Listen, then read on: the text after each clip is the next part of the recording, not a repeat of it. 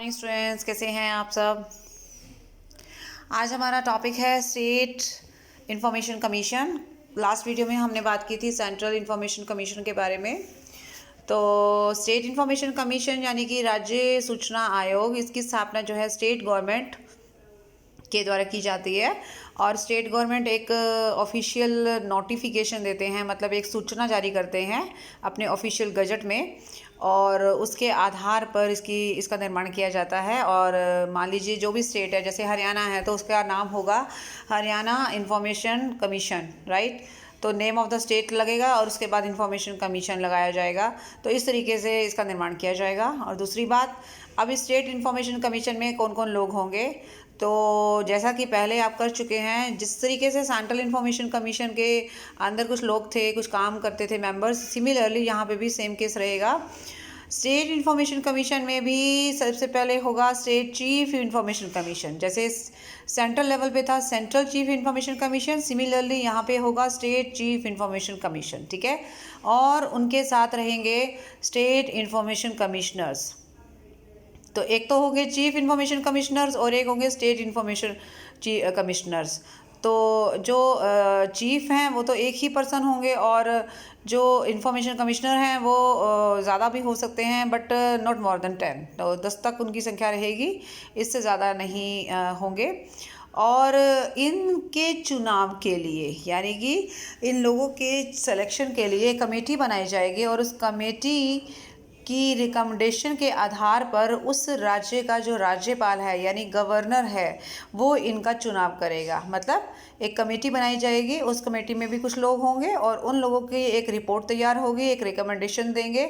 और रिकमेंडेशन जो देंगे किसको देंगे? राज्यपाल को देंगे। किस राज्यपाल को? जिस स्टेट का कमीशन का मेंबर बना, मतलब जिस स्टेट के कमीशन के बारे में हम बात कर रहे हैं। मान लीजिए अगर हम हरियाणा की बात कर रहे हैं तो हरियाणा कि जो राज्यपाल हैं उनको रिपोर्ट कौन देगा? जो एक कमेटी बनाई जाएगी, उस कमेटी के मेंबर्स राज्यपाल को रिपोर्ट देंगे, अपनी रिकमेंडेशंस देंगे। उसके बेसिस पर राज्यपाल यानी गवर्नर इस कमेटी, ये जो मेन कमीशन है, इसमें जो चीफ है और जो अदर इंफॉर्मेशन कमिश्नर्स हैं उनकी अपॉइंटमेंट करेंगे, ठीक है। अब जो कमेटी रिपोर्ट देगी वो उसमें कौन कौन है? एक तो उसी राज्य का चीफ मिनिस्टर, ठीक है। और फिर उसी राज्य में जो विधानसभा है, विधानसभा में जो ऑपोजिट पार्टी के जो लीडर होते हैं वो उनका नाम होगा, यानी कि वो होंगे। और तीसरे नंबर पे होगा कैबिनेट मिनिस्टर, जो चीफ मिनिस्टर अपॉइंट करेंगे, यानी जिसका नाम नॉमिनेट करेंगे, ठीक है। जैसे कि सेंट्रल में हमने देखा था सेंट्रल कमीशन में कि वहाँ पे चीफ मिनिस्टर की जगह प्राइम मिनिस्टर थे, leader of opposition in the legislative assembly की जगह वहाँ थे leader of opposition in parliament, ठीक है, मतलब लोकसभा में। और कैबिनेट मिनिस्टर वहाँ पे भी प्राइम मिनिस्टर ने रिकमेंड किए थे, नॉमिनेट किए थे। यहाँ पे कैबिनेट मिनिस्टर जो है वो कौन रिकमेंड करेंगे? चीफ मिनिस्टर रिकमेंड करेंगे। तो ये 3 लोगों की कमेटी है। ये क्या करेंगे? ये अपनी एक रिपोर्ट बनाएंगे और रिकमेंडेशन किसको देंगे? राज्यपाल को देंगे, यानी कि गवर्नर को देंगे। एंड गवर्नर उस रिपोर्ट के बेस पर इन लोगों की अपॉइंटमेंट करेंगे। ये बात क्लियर हो गई है? आप चलते हैं पॉइंट नंबर 4 पे। इस इंफॉर्मेशन कमीशन को जो भी राइट्स दिए गए हैं उस राइट्स के ऑब्वियसली इस्तेमाल तो चीफ और उनके जो भी साथी हैं, जो इंफॉर्मेशन कमिश्नर्स हैं, उनको करने का अधिकार होगा। क्यों? ऑब्वियसली कमीशन का जो भी उद्देश्य रहा है उस उद्देश्य को स्मूथली रन करने के लिए, पूरा करने के लिए वो सारे कार्य करेंगे, वो सारी एक्टिविटीज़ परफॉर्म करेंगे जो उनको अपनी ड्यूटी को पूरी करने के लिए करनी ज़रूरी है। और एक अपने आप में एक ऑटोनमस बॉडी है ये जो कमीशन है। पॉइंट नंबर 5 पे हम आते हैं। ये जो लोग होंगे ये कौन से एरिया से होंगे? ऑब्वियसली ये बहुत ही अपने एरिया, जैसे कि लॉ है, अकाउंट्स है, मैनेजमेंट है, सर्विस है, डिफरेंट सर्विसेज है, प्रोफेशंस हैं, जर्नलिज्म है, कम्युनिकेशन है, मास मीडिया है, एडमिनिस्ट्रेशन है।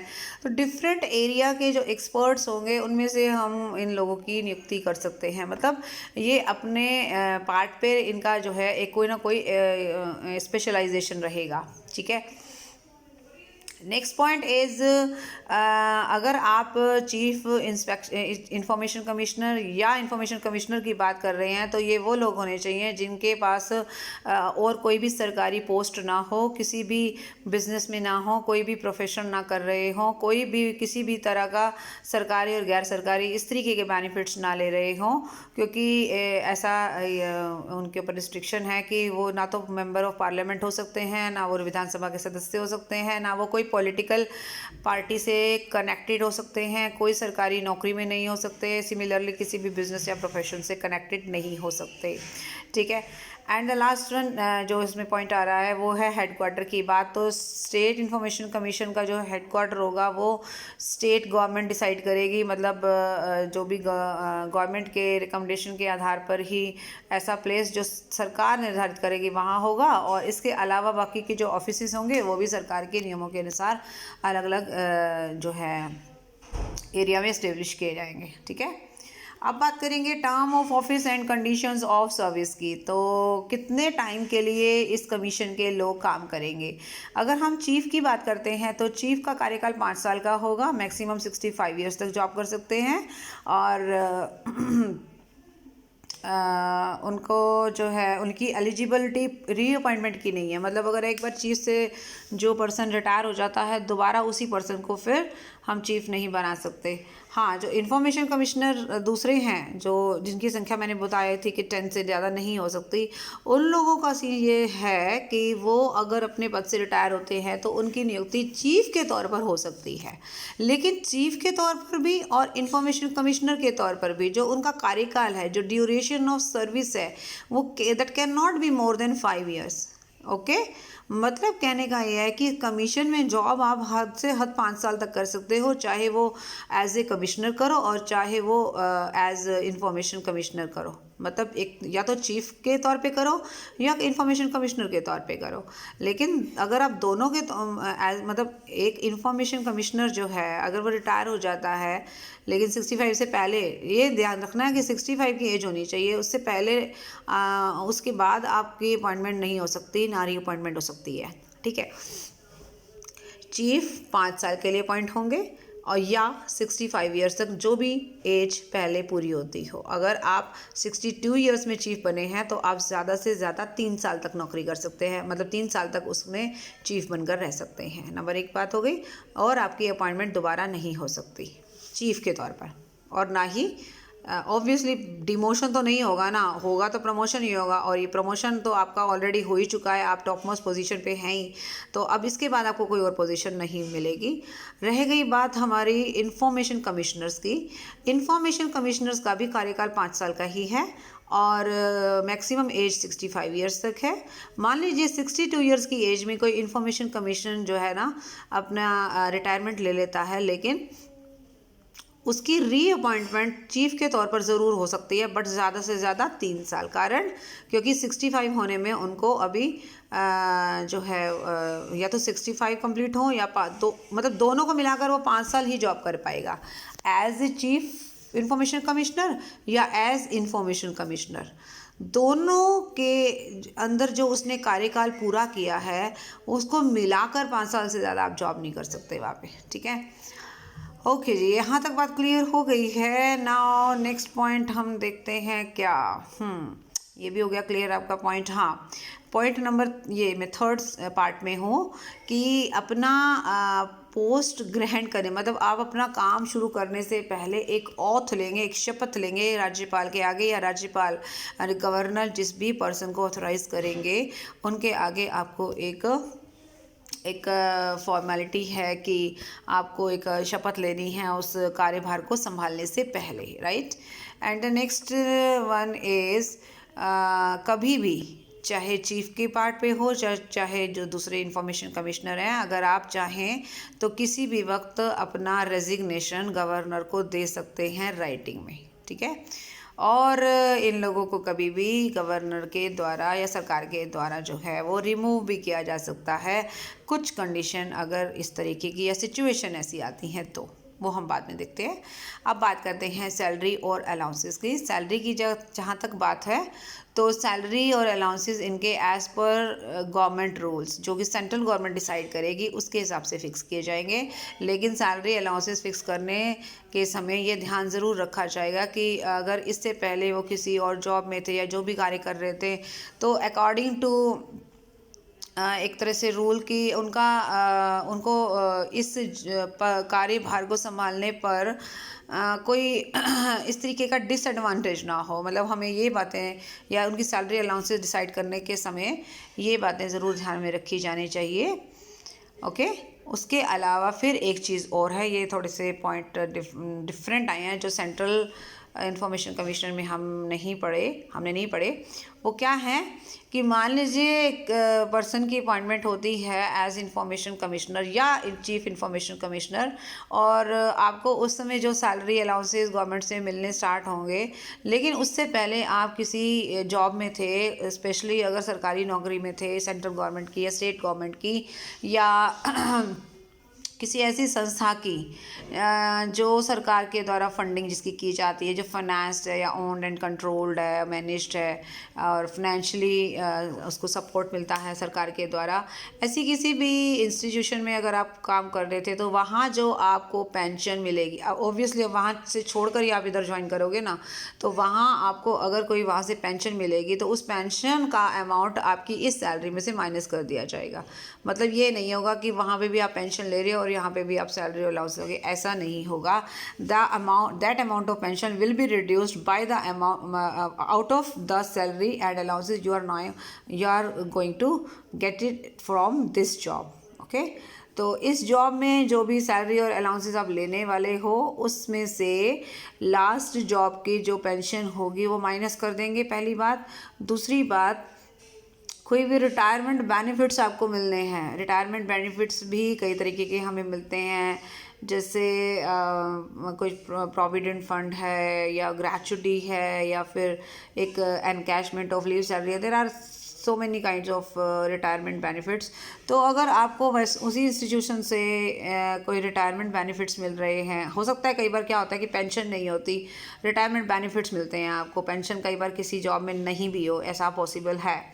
तो एक तो पेंशन होगी तो पेंशन आपकी माइनस हो जाएगी। दूसरी बात, कई बार हम पेंशन को कम्यूट करा लेते हैं। कम्यूट का मतलब होता है कि पेंशन का प्रोसीजर ये होता है कि हमें हर महीने कुछ पर्टिकुलर अमाउंट मिला करता है पेंशन के तौर पे, लेकिन कई बार क्या है कि रिटायरमेंट के बाद हमें अचानक कुछ नए ज़्यादा पैसों की ज़रूरत है या कुछ भी सीन ऐसा हो सकता है, तो हम अपनी पेंशन का एक पार्ट कम्यूट करा लेते हैं। मतलब हम अपनी पेंशन का कुछ अमाउंट जो है इकट्ठा ले लेते हैं, पर मंथ के हिसाब से नहीं, वो इकट्ठा अमाउंट ले लेते हैं, उसे बोलते हैं कम्यूटेड वैल्यू ऑफ पेंशन।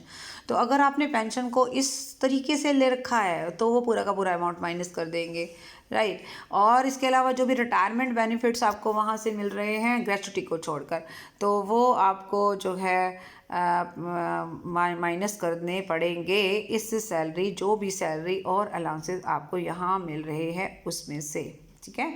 ये जो दो पैराग्राफ हैं वो इसी बात को जस्टिफाई करते हैं। ओके जी, नेक्स्ट पॉइंट पे हम आ रहे हैं, दैट इज़ नेक्स्ट पे देखते हैं क्या कहना चाह रहा है ये। हाँ, उनको एक और इनको ऑप्शन मिला हुआ है क्या कि स्टेट चीफ इंफॉर्मेशन कमिश्नर और इंफॉर्मेशन कमिश्नर को अपने काम को करने के लिए ऑब्वियसली कुछ लोगों की ज़रूरत होगी, तो वो एम्प्लॉयज़ और कुछ ऑफिसर्स इनको प्रोवाइड किए जाएंगे सरकार के द्वारा, जिनकी मदद से ये अपने कार्य को अच्छे से संभालेंगे। तो ऑब्वियसली जब ऑफिस चलाना है तो ऑफिस में आपको कुछ और लोगों की भी ज़रूरत है, तो उनकी अरेंजमेंट कौन करेगा? ऑब्वियसली स्टेट गवर्नमेंट का ही काम होगा।